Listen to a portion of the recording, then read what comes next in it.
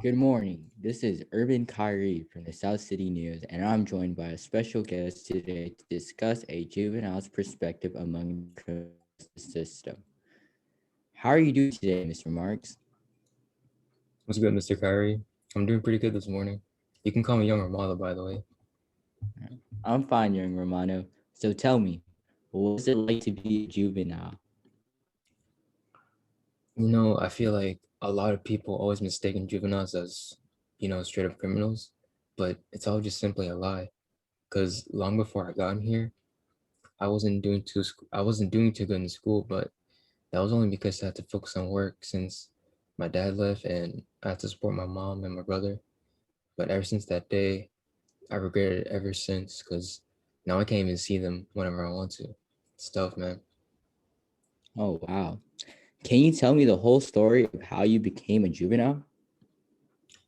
All right, so basically what happened was I was getting off work when my two homies hit me up and they offered me to go out somewhere. So obviously I was like, since they were my friends and all, and it was Friday, I didn't have work tomorrow, so I had some free time to chill.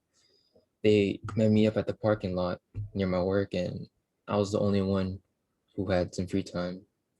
And I also had uh, my license since days were suspended, so I drove us almost all the time.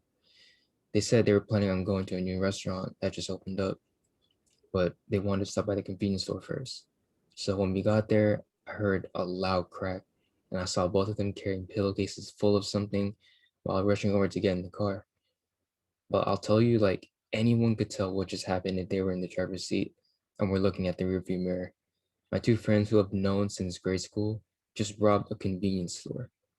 They got into the car and shouted at me to go, and like I was kind of baffled at the time, and like I couldn't get the like right words out, so I just did what they told me, and I drove back home as fast as I could. But when I got there, my friends they split the cash among the three of us, and they told me to never snitch about what just happened. Well, the next day, like six cops just came at my door, and they arrested me for I think it was violent felony, and yeah, here I am. So you were framed. That sounds awful.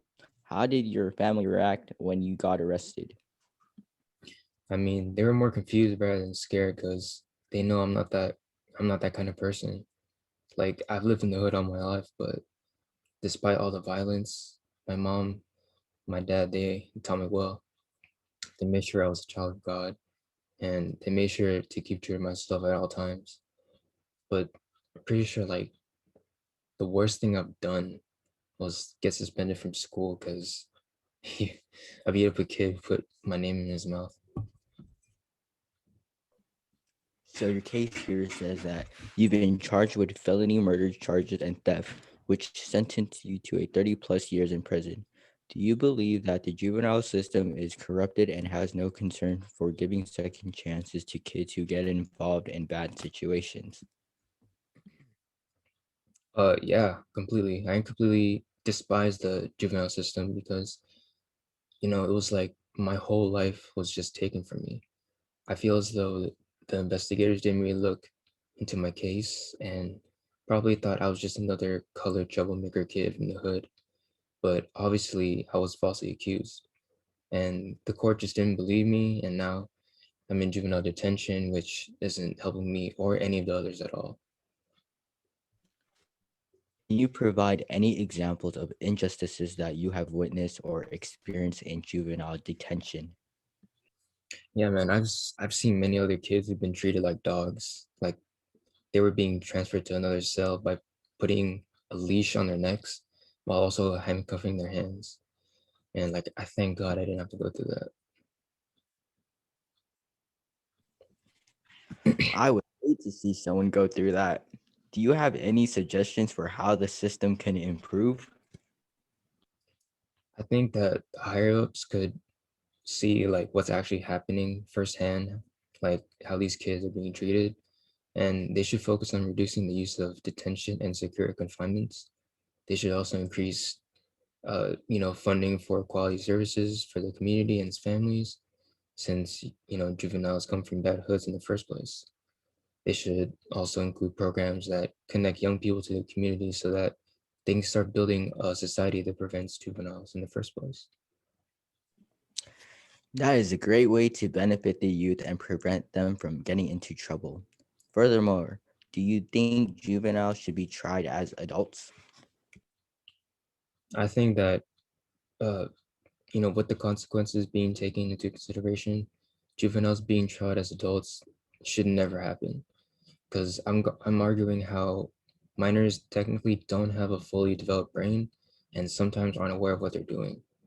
I've also seen this in like many like articles online, like how studies and statistics actually support this, and also how trying juveniles as adults will more likely have them receive a sentence that will punish them with multiple years to life in prison.